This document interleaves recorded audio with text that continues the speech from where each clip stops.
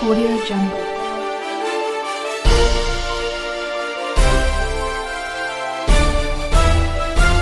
Audio Jungle.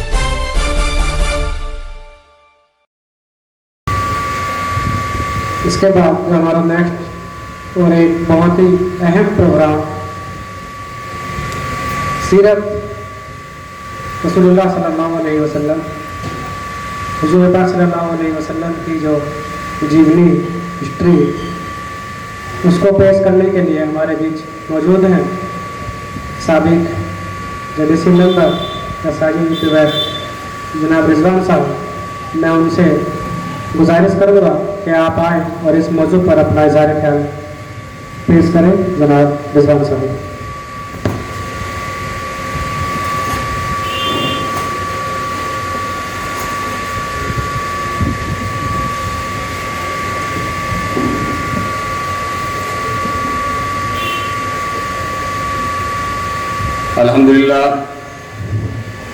अल्हम्दुलिल्लाहि रब्बिल आलमीन वस्सलातु वस्सलामु अला रसूलिल करीम व अला आलिहि व अस्हाबिहि अजमईन इला यौमिद्दीन।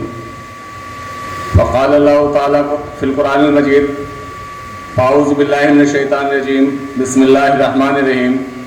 या अय्युहन नबिय्यु इन्ना अरसलनाका शाहिदन व मुबश्शिरन व नज़ीरन व दाइयन इलल्लाहि बिइज़्निहि व सिराजम मुनीरा। या अय्युहर रसूलु बल्लिग़ मा उन्ज़िला इलैका मिन रब्बिका व इन लम तफ़अल फ़मा बल्लग़ता रिसालतहु यअसिमुका मिनन नास इन्नल्लाहा ला यहदिल क़ौमल काफ़िरीन। बयाने मोहसिने इंसानियत को आम होने दो, बयाने मोहसिने इंसानियत को आम होने दो, अभी काफूर हो जाएगा नफरत का धुआं सारा। मोहतरम डाइस पर तशरीफ फरमा जनाब महबूब साहब, डॉक्टर तैमूर साहब, फरागत अली साहब, नईम साहब और हमारे बीच मौजूद हमारे काबिल कद्र मेहमान जमात इस्लामी के रुकन मौलाना और मेरे शाहीन सिफत नौजवानों, अस्सलाम वालेकुम व रहमतुल्लाहि व बरकातहू।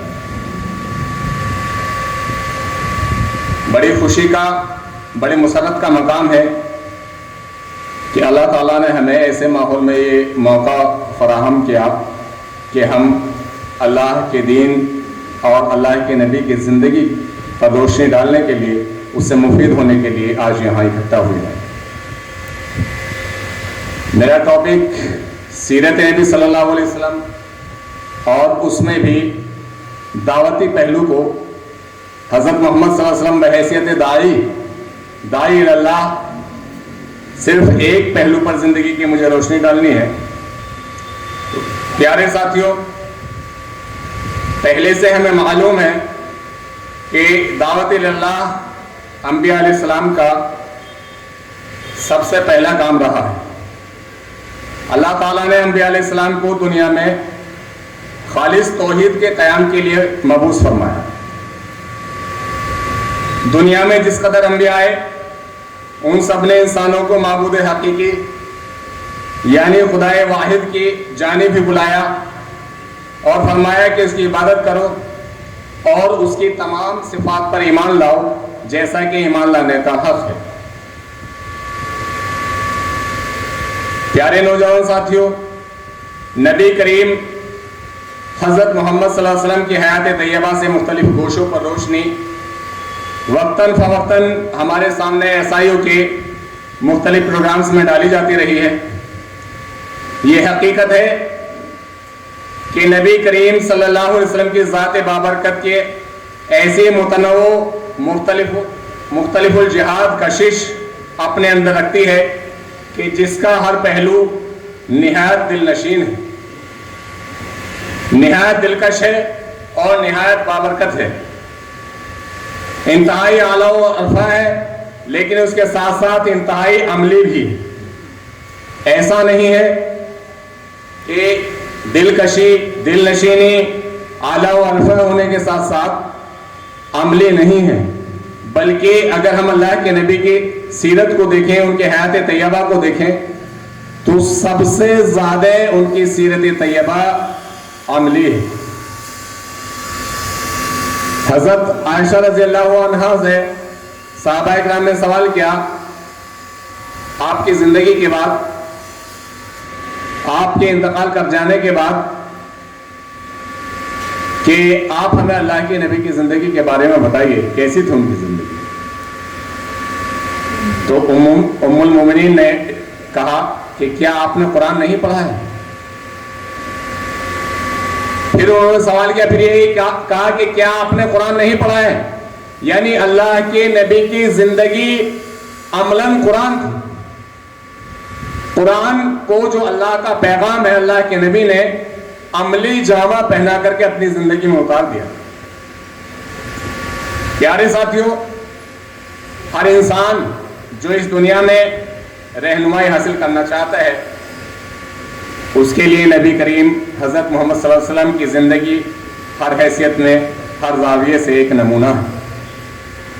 زندگی کا کوئی بھی پہلو ایسا نہیں ہے جس میں ہمارے لیے انہوں نے نمونے کے کام نہ کیے ہوں، آئیڈیل ورک نہ کیے ہوں.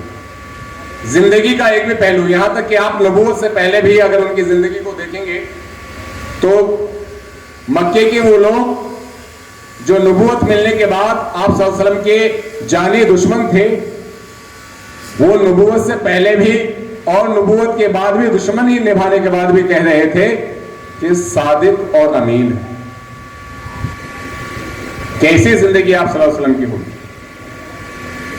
پیارے ساتھیوں، مکے کی سرزمین جہاں پر نبی کریم صلی اللہ علیہ وسلم کی بعثت ہوئی، ہم جانتے ہیں کہ وہ انتہائی گرم علاقہ ہے. تپتی ہوئی ریت ہے، جلتے ہوئے پہاڑ ہے، اور ایسے ماحول میں اللہ کے نبی کی بعثت اس دور میں ہوتی ہے.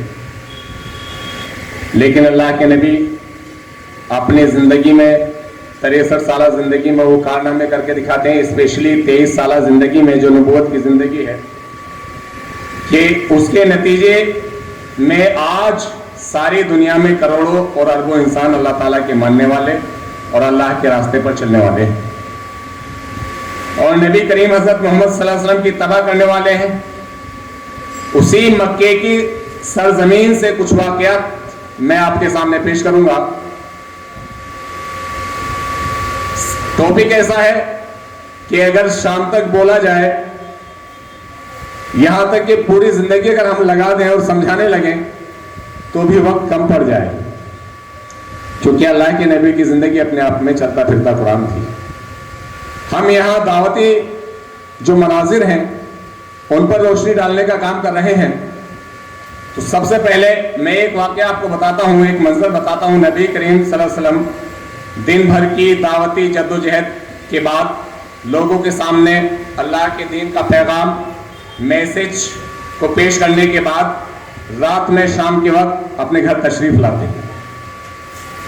انتہائی تھکے ہوئے ہیں، شدید بھوک لگی ہوئی ہے، دن بھر پوری مصروفیت رہی ہے.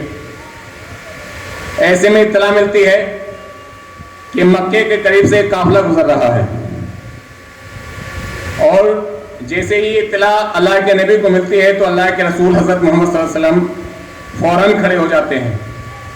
تو ام المومنین کہتی ہیں کہ اللہ کے رسول صلی اللہ علیہ وسلم، آپ دن بھر کے تھکے ہوئے ہیں، آپ کو دن بھر کی تھکن ہے، آپ دعوت و تبلیغ کا کام کر کے آئے ہیں، آپ لوگوں کو سمجھا کر کے آئے ہیں، آپ کو یہ چند لمحات آرام کے لیے نصیب ہوئے ہیں، آپ تھوڑی دیر آرام کر لیجئے، دعوت ان لوگوں تک، اس قافلے تک آپ صبح بھی پہنچا سکتے ہیں.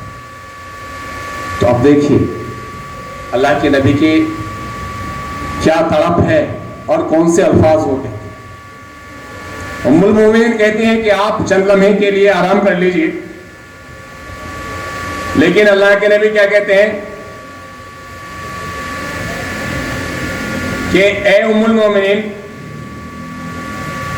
میں آرام تو کل بھی کر سکتا ہوں، لیکن اگر قافلے والوں کے سامنے بات رکھنے سے میں رہ گیا، دعوت پیش کرنے سے میں رہ گیا، تو پھر آخرت میں جب اللہ کے سامنے وہ مجھ سے کہیں گے، اللہ سے کہیں گے کہ اے اللہ، ہم تیرے نبی کے شہر سے گزر رہے تھے، مکہ سے گزر رہے تھے، وہاں ہمارا قیام ہوا تھا، وہاں تیرا وقت کا نبی موجود تھا اور اس نے ہم تک تیرے دین کی دعوت و تبلیغ کا پیغام نہیں پہنچایا، شہادت حق کا پیغام نہیں پہنچایا، تو پھر میں اللہ تعالیٰ کو کیا جواب دوں؟ دن بھر تھکے ہوئے ہیں، سارا دن کام کر کے آئے ہیں دعوت و تبلیغ کا، چند لمحات میسر ہوئے ہیں، لیکن پھر بھی وہ کیا کہتے ہیں کہ نہیں، میں اللہ کو کیا جواب دوں گا، میں اللہ کے سامنے پھر کھڑا نہیں ہو سکتا۔ اگر یہ قافلہ بنا دعوت و تبلیغ کے نکل گیا، اللہ کا پیغام سنے بغیر اگر میں نے ان تک اللہ کا پیغام نہ پہنچایا، یہ قافلہ ایسے ہی نکل گیا، تو پھر میری پکڑ اللہ کے یہاں ہوگی اور میں اس کی جواب دہی نہیں کر سکتا۔ منزل کی تمنا ہے تو کر جہد مسلسل۔ پیغام ملتا ہے ہمیں اللہ کے نبی کے اس واقعے سے، اس منظر سے، کہ منزل کی تمنا ہے تو کر جہد مسلسل، خیرات میں چاند ستارے نہیں ملتے۔ ایک اور منظر اسی مکے کی سرزمین کا میں آپ کے سامنے پیش کر رہا ہوں، رکھ رہا ہوں آپ کے سامنے۔ اسی مکے کا ایک اور واقعہ ہے کہ سیرت نبوی کی جو یہ حسین مناظر ہیں، اس میں ایک اور کڑی میں جوڑ رہا ہوں کہ مکے کے تمام سرداران جمع ہوتے ہیں اور اللہ کے نبی کے جو چچا ہیں ابو طالب، جن پر آپ کے دیکھ ریکھ کی ذمہ داری تھی دادا کے بعد، ان کے پاس اکٹھا ہوتے ہیں اور کہتے ہیں کہ اے ابو طالب، بس اب بہت ہو چکا، پانی سر سے اتر چکا ہے، تمہارے بھتیجے نے مکے کے اندر لوگوں کے درمیان میں ایک عداوت پیدا کر دی، ہمارے معبودان باطل کو یعنی بتوں کو برا بھلا کہا جا رہا ہے اور لوگوں کو آپس میں لڑایا جا رہا ہے، یا تو آپ کچھ کیجئے یا پھر ہم دیکھ لیں گے۔ آپ اپنے بھتیجے سے پوچھ لیجئے کہ اگر وہ مکے کی سرداری چاہتے ہیں تو ہم انہیں ایسے ہی عطا کر دیں گے، اگر وہ مال و دولت چاہتے ہیں تو ہم مال و دولت اکٹھا کر کے انہیں دیتے ہیں، اگر وہ کوئی اور منصب کوئی اور مرتبہ چاہتے ہیں تو ہم انہیں عطا کر دیں گے، لیکن آپ اپنے بھتیجے سے بات کیجئے اور اگر اس پر بھی وہ نہ مانے تو پھر ان کا معاملہ ہم پر چھوڑ دیجئے، ہم انہیں خود دیکھ لیں گے، ان سے خود نمٹ لیں گے۔ یہ باتیں لے کر کے اور معاملے کی حسیاست کو دیکھتے ہوئے کہ معاملہ کتنا غمگین ہے، کتنا حساس ہے، اس کی حساسیت کو سمجھتے ہوئے چچا ابو طالب نبی کریم صلی اللہ علیہ وسلم کے پاس آتے ہیں اور یہ سارا واقعہ انہیں سناتے ہیں۔ واقعہ سنانے کے بعد کہتے ہیں کہ بھتیجے، مجھ پر اتنا نہ بوجھ ڈالو کہ میں اس کو سہا نہ سکوں۔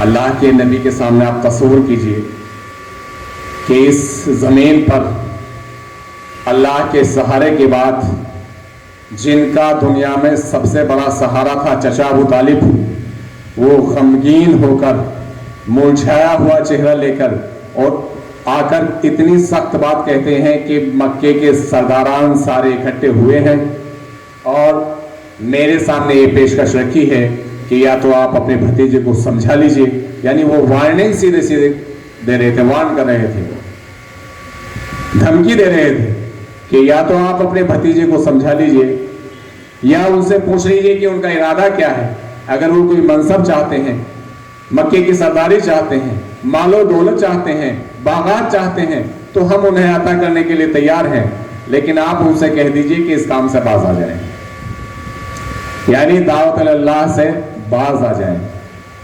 بحیثیت داعی وہ کام نہ کریں، دین کے پیغام کو عام لوگوں تک نہ پہنچائے، کیونکہ اس کے پیغام کو سن کر کے لوگ اللہ کے پیغام پر اور اللہ کے رسول کی زندگی پر قربان ہونے والے بنتے جا رہے ہیں اور وہ اپنے گھر بار کو، اپنے ماں باپ کو چھوڑتے جا رہے ہیں۔ اب دیکھیے اللہ کے نبی پر کیا کیفیت، ان کی کیا کیفیت ہوگی، کیا بیت رہی ان کے بعد۔ کہ سارے سہاروں سے مضبوط جو سہارا ہے، جو میرے لیے ہر وقت کھڑے رہتے ہیں، وہ آ کر کے ایسی بات کہتے ہیں. لیکن اللہ کے نبی دائی اعظم حضرت محمد مصطفیٰ پورے عزم کے ساتھ، پورے حوصلے کے ساتھ اور پوری ایمانی طاقت و قوت کے ساتھ یہ جواب دیتے ہیں کہ چچا جان، اگر یہ لوگ میرے ایک ہاتھ میں سورج اور دوسرے ہاتھ میں چاند بھی لا کر رکھ دیں گے تو میں اس کام سے باز آنے والا نہیں. دیکھیے کتنا سخت مرحلہ ہے. کفار مکہ اکٹھا ہو رہے ہیں، جان لینے کے لیے آمادہ ہیں، طرح طرح کے لالچ بھی دے رہے ہیں، مال و دولت کے لالچ بھی دے رہے ہیں اور دھمکیاں بھی دے رہے ہیں. اس ماحول میں اللہ کے نبی کہتے ہیں، کتنے قیمتی الفاظ ہیں، ذرا غور کرنے والے ہیں، آج کی ہماری زندگی سے جوڑ کر دیکھنے والے ہیں. اللہ کے نبی کہتے ہیں کہ اگر یہ لوگ میرے ایک ہاتھ میں سورج اور دوسرے میں چاند ملا کر رکھ دیں گے تو میں اپنے اس کام سے، اللہ کی شہادت دینے سے، اللہ کے دین کا کام کرنے سے، اس کی دعوت و تبلیغ کرنے سے پیچھے نہیں ہٹ سکتا ہوں ایک قدم بھی.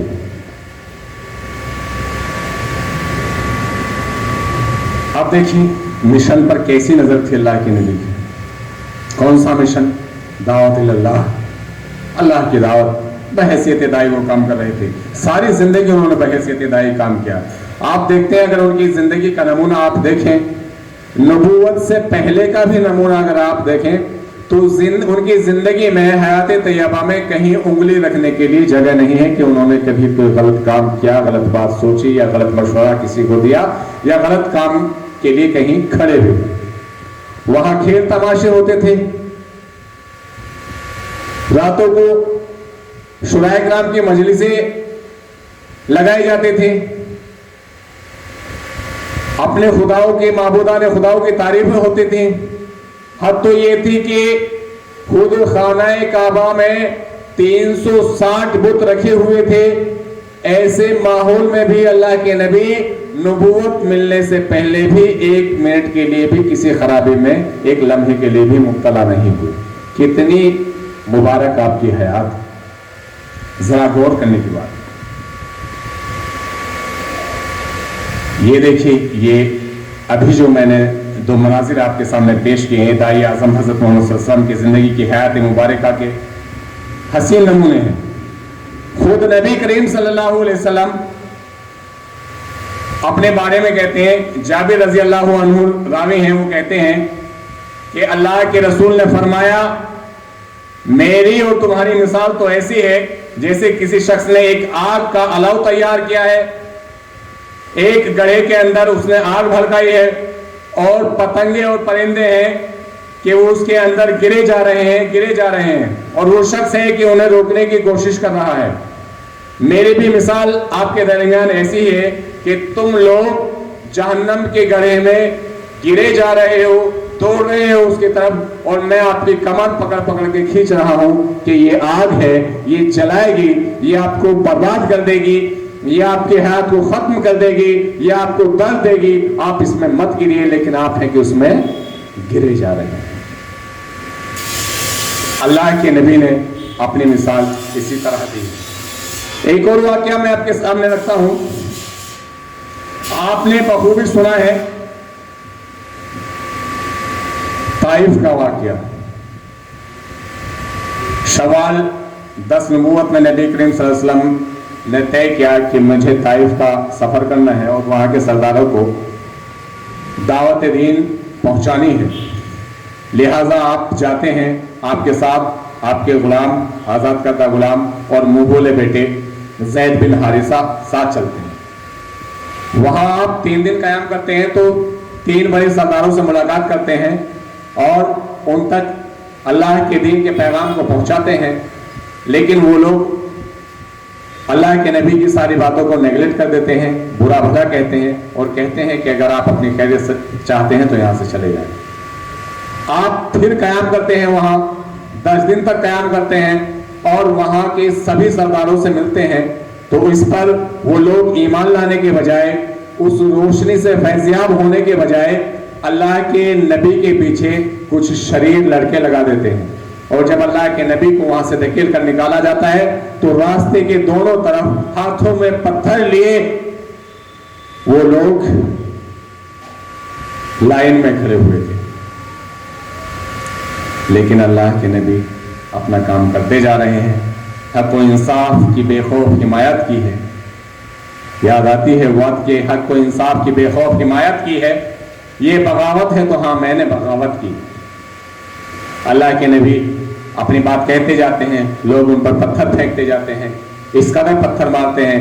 زید بن حارثہ اپنے آپ کو ڈھال کی طرح سے ان کے چاروں طرف پیش کرتے ہیں، جدھر سے پتھر آتا ہے ادھر کو ہو جاتے ہیں، اپنے جسم پر پتھر لیتے ہیں، لیکن اللہ کے نبی لہو لہان ہو جاتے ہیں، زخمی ہو جاتے ہیں، یہاں تک کہ آپ کی جوتیاں خون سے بھر جاتی ہیں، اور آپ مکے سے لگ بھگ 30 میل کی دوری پر ایک باغ، انگور کے باغ میں انگور کی بیل کی چھاؤں میں آ کر بیٹھتے ہیں، اور وہاں اللہ سے جو ہے فریاد کرتے ہیں، اور درد ہر جگہ سے نکل رہا ہوتا ہے۔ ایک دو زخم نہیں جسم ہے سارا چھلنے، ایک دو زخم نہیں جسم ہے سارا چھلنے، درد بیچارہ پریشان ہے کہاں سے نکلے، سارا جسم چھلنی ہے۔ جبریل امی آتے ہیں، اس فرشتے کو لے کر اللہ ان کے ساتھ بھیجتا ہے جن کے ہاتھ میں پہاڑوں کا سسٹم، پہاڑوں کا نظام اللہ نے دیا ہے، اور وہ آ کر کے اللہ کے نبی سے کہتے ہیں کہ اللہ کے نبی آپ کا اشارہ ہو تو ان لوگوں کو ابھی ختم کر دیا جائے گا۔ جو طائف کے اطراف میں پہاڑ ہیں انہیں ابھی چکی کی طرح سے، چکی کے پارٹوں کی طرح سے ابھی ملا دیا جائے گا، وہ انہیں پیس کر کے رکھ دیں گے۔ لیکن اس وقت بھی دیکھیے اللہ کے نبی کے کیا الفاظ ہوتے ہیں، کتنا درد اللہ کے دین کے لیے، کتنی لگن، کتنی تڑپ اللہ کے دین کی دعوت کے لیے ہوتی۔ وہ کہتے ہیں کہ نہیں، میں رحمت بن کر آیا ہوں، زحمت بن کر نہیں آیا۔ مجھے یقین ہے کہ اگر یہ لوگ آج ایمان نہیں لائے تو انشاءاللہ ان کے آگے آنے والی نسلیں ضرور ایمان لائیں گے۔ دیکھیے آپ لہو لہان ہیں، پھر بھی ان کے لیے رحمت کی دعائیں کرتے ہیں۔ مکے میں آتے ہیں تو لوگ مذاق اڑاتے ہیں، آپ تھوڑا سا آرام کرتے ہیں، اپنی دعوت کا کام کرتے رہتے ہیں۔ 3 مہینے بعد آپ چپ نہیں بیٹھ جاتے، دیکھیں پٹ گئے، ہمارے کیا ہوتا فلاں نے برا کہہ دیا، مسجد میں گئے تھے پروگرام نہیں ہونے دیا، اسکول میں گئے تھے پروگرام نہیں ہونے دیا، بھلا برا کہتی، وہاں پتھر لگ رہے ہیں، اور پھر بھی اپنے کام سے پیچھے نہیں ہٹ رہے ہیں۔ یہاں تک کہ ہم تو یہ بھی کہتے ہیں کہ ذمہ دار جب کہتے ہیں کہ بھی پروگرام میں آنا ہے تو مجھ سے تو فردن تو رابطہ قائم نہیں کیا ہے، فردن رابطہ قائم نہیں کیا، ذمہ دار سے کہا ہوگا تو میں کی جاؤں، لیکن بھول رہے ہیں کہ یہ ذمہ داری فردن سب کی ہے، جواب دہی کا کام سب کے ساتھ ہونا ہے، اللہ سب کا حساب لے گا۔ اللہ کے نبی نے پھر سے وہاں کے قبائل میں دعوت دین کا کام شروع کر دیا، اور لوگ ان کی مخالفت کرتے رہے، یہاں تک کہ انہیں مارنے پر آمادہ ہو گئے، شہید کرنے پر آمادہ ہو گئے، اور کفار مکہ کی ایک مجلس بیٹھتی ہے اور وہ کہتی ہے کہ جو محمد کا سر لا کر دے گا اسے 100 اونٹ انعام میں دے جائیں گے۔ نعوذ باللہ، کتنا سخت مرحلہ ہوگا۔ لیکن وہ مکے سے نکلتے ہیں اور اطراف کے لوگوں میں دعوت دین کا کام شروع کر دیتے ہیں، روزانہ جاتے ہیں، شام میں گھر آتے ہیں، رات کو مکے کے لوگوں میں دعوت کا کام کرتے ہیں، جس کا صلہ یہ ملتا ہے کہ مکے سے باہر ایمان کی شعاعیں پھوٹ نکلتی ہیں۔ اور سوید بن صامت جو ایک شاعر تھے یثرب کے، ایاز بن معاذ یہ بھی یثرب کے رہنے والے تھے، ابو ذر غفاری یہ یثرب کے اطراف میں رہتے تھے، طفیل بن عمرو دوسی یہ بھی ایک بہت بہترین مسلح شاعر تھے، اور زلال ازدی یہ یمن کے باشندے تھے۔ یہ لوگ ایمان کی روشنی سے سرفراز ہوتے ہیں اور دعوت اللہ کے کام میں اللہ کے نبی کے ساتھ کھڑے ہو جاتے ہیں کہ اگر اب ہماری جان بھی چلی جائے تو چلی جائے، لیکن اب آپ ہمیں اپنے شانہ بشانہ کھڑے ہوئے پاؤ گے، اور ہم جو ہے آپ کے ساتھ کھڑے رہیں گے۔ وقت جو ہے گواہی نہیں دے رہا آگے بڑھنے کا، لیکن میں ایک بات بتا کر آپ کو اپنی بات کو پوری کرنا چاہوں گا، اپنی جگہ لینا چاہوں گا کہ ایسا کیا تھا اللہ کے نبی کی بات میں کہ لوگ ان کے جو سنتے تھے دیوانے ہو جاتے تھے۔ اللہ کے نبی کے دین کے لیے اور اللہ کے نبی کی زندگی پہ جان نچھاور کرنے کے لیے لوگ آمادہ ہو جاتے تھے، دیوانے ہو جاتے تھے، بالکل عشق ہو جاتا تھا ان سے۔ کہتے ہیں کہ بھی اللہ کے نبی تو نبی تھے، اللہ کی سیدھی رہنمائی انہیں مل رہی تھی، حضرت ابوبکر کو بھی مل رہی تھی کیا؟ حضرت عثمان کو بھی مل رہی تھی کیا؟ ابھی 1200 کچھ عیسوی میں خلافت عثمانیہ کے وقت میں کیا خلیفہ عثمان کو بھی مل رہی تھی؟ نہیں مل رہی تھی نا۔ یعنی کچھ اور وجہ ہے جس کی وجہ سے لوگ ان کے گرویدہ ہو جاتے تھے، اور وہ ہے بہترین اخلاق۔ اگر ہم سماج میں اپنے بہترین اخلاق کا نمونہ پیش کریں گے، ہم کسی کو گالی دینے والے نہ ہوں، کسی سے تلخ کلامیں نہ کرنے والے ہوں، صبر پر جمے رہنے والے ہوں، حق کی شہادت دینے والے ہوں، تو آج بھی لوگ ہمارے گرویدہ ہو جائیں گے، اور اس دین پہ اور اللہ کے نبی کی زندگی پہ جان دینے والے ہم ہی میں سے کھڑے ہو جائیں گے۔ اور ایسا نہیں کہ ہم سے بہترین لوگ نکل کر کے آئیں گے۔ حالانکہ اخلاق کی تعمیر بہت مشکل کام ہے، لیکن اخلاق کی تعمیر، اخلاق کا ہماری زندگی میں ہونا یہ ایک ضروری عمل بھی ہے۔ اس کے علاوہ ہماری زندگی، اس کے بنا ہماری زندگی آگے نہیں بڑھ سکتی ہے۔ اگر ہمارا اخلاقی معیار کمزور ہے، اگر ہم بھڑ جاتے ہیں ذرا سی باتوں پر، ہمارے اندر صبر و تحمل نہیں ہے، اگر ہم حق کی گواہی دینے والے نہیں ہیں، اگر ہم اسلامی مطالعہ کرنے والے نہیں ہیں، اگر ہم قرآن کو سمجھ کر پڑھنے والے نہیں ہیں، تو یاد رکھنا ہمارے ساتھ آنے والا کوئی نہیں ہے۔ اللہ کے نبی نے دعوت اللہ کے لیے بحیثیت داعی اپنے اوپر پتھر کھائے ہیں، جان لینے کی پلاننگ ان کے لیے ہوئی ہیں، ان کے کاروباروں کو بند کر دیا گیا ہے، ان کے صحابہ کرام کو مارا گیا ہے، ان کے جو صحابہ کرام انہوں نے 3 سال کا وقفہ لگ بھگ ریتیلے جو ہے بیابان میں گزارنا پڑا ہے۔ کتنی مشکل ان کی زندگی وہ کرتی تھی۔ ہمیں تو ابھی کسی نے تھپڑ بھی نہیں مارا ہے دعوت دین کے لیے۔ لوگ کچھ کہہ رہے ہیں کہ ہاں یہ عجیب بات لے کر، یہ نیا لے کر کے آئے، ابھی ہم لوگ کا پیغام پہنچایا نہیں نا۔ لوگ بہانے ڈھونڈتے بھی، لوگ جماعت میں جا رہے ہیں، تبلیغ جماعت سے جڑے ہیں، اچھی بات ہے، جماعت ہے، اسلامی کام کر رہی ہے، ہمیں اچھے کام میں ساتھ دینا ہے، لیکن اس کام کو آپ کیجئے نا، مسجد میں آپ بیٹھیے نا، آپ جائیے نا گھر گھر دعوت دینے کے لیے، ختم، سب آپ کے ساتھ آ جائیں گے۔ ہم تو کچھ کرنے والے تو ہیں نہیں، لیکن ہم کیا کریں گے؟ فلاں صاحب ایسے کر رہے ہیں، اس نے تو دین کا کام ہے، وہ تو ذمہ دار ہے، وہ تو کچھ پوچھ نہیں رہا۔ اگر صدر یونٹ کسی کو چن لیا جاتا ہے تو ذمہ دار سب ہے، ممبر بنتے ذمہ دار ہو گئے۔ ذمہ داروں میں سے ایک ذمہ داروں کی دیکھ ریکھ کے لیے، گائیڈنس کے لیے ذمہ دار رکھا گیا ہے، کیونکہ صدر حلقہ اور دوسرے ذمہ داران تحریک جو ہے وہ ہر آدمی سے فرداً رابطہ قائم نہیں کر سکتے، ایک سے رابطہ قائم کر کے سارا پیغام انہیں دے دیتے ہیں، وہ دوسروں کو پہنچا دیتے ہیں۔ تو ہماری یہ ذمہ داری ہے، سب سے پہلے ہمیں اخلاقیات کا نمونہ پیش کرنا ہوگا۔ سب سے پہلے ہمیں اخلاق کے معاملے میں نمبر 1 ہونا پڑے گا، مساجدوں میں جا کر کے کام کرنا پڑے گا، اسکول کالجز کیمپسز میں جا کر کے کام کرنا پڑے گا، اور پھر دیکھیں انشاءاللہ آپ کے سامنے جو اللہ کے نبی کے گرویدہ تھے لوگ، اللہ کے نبی کی زندگی کے لیے، ان کی بات کے لیے، اللہ کے پیغام کے لیے جان دینے والے آپ کے ساتھ ہوں گے ان ہدایت کے ساتھ۔ خرد کہتی تھی رک جاؤ بہت نازک زمانہ ہے، سفینے کو مگر طوفان سے ٹکرا دیا تو نے، تو اللہ کے نبی نے سفینے کو اپنے طوفان سے ٹکرا دیا تھا، کشتی کو طوفان میں اتار دیا تھا، جو اس وقت کی طوفانی ہوائیں چل رہی تھیں اس میں اتار دیا تھا، اور لوگ ان کے گرویدہ ہوتے چلے گئے۔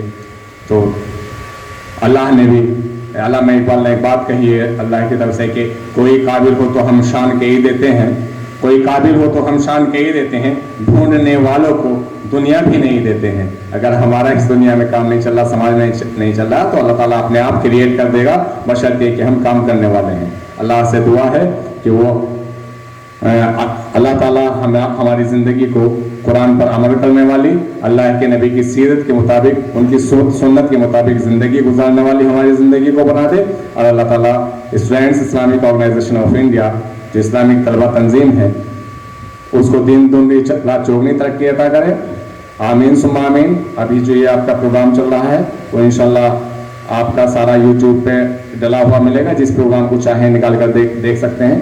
چینل ہے NDTV the voice of truth, اس پہ سے آپ نکال کے دیکھ سکتے ہیں، انشاءاللہ سب کو ملے گا۔ اور التجا بھی ہے کہ تنظیمی کاموں میں آپ بالکل عاشق کی طرح سے، عاشق رسول کی طرح سے اللہ کے دین کے عاشق کی طرح سے لگ جائے، انشاءاللہ کامیابی آپ کے قدم چومے گی. آمین ثم آمین وآخر دعوانا الحمدللہ رب العالمین. السلام علیکم ورحمۃ اللہ وبرکاتہ. جزاک اللہ خیر. یہ تھے جناب رضوان احمد صاحب. Audio Jungle.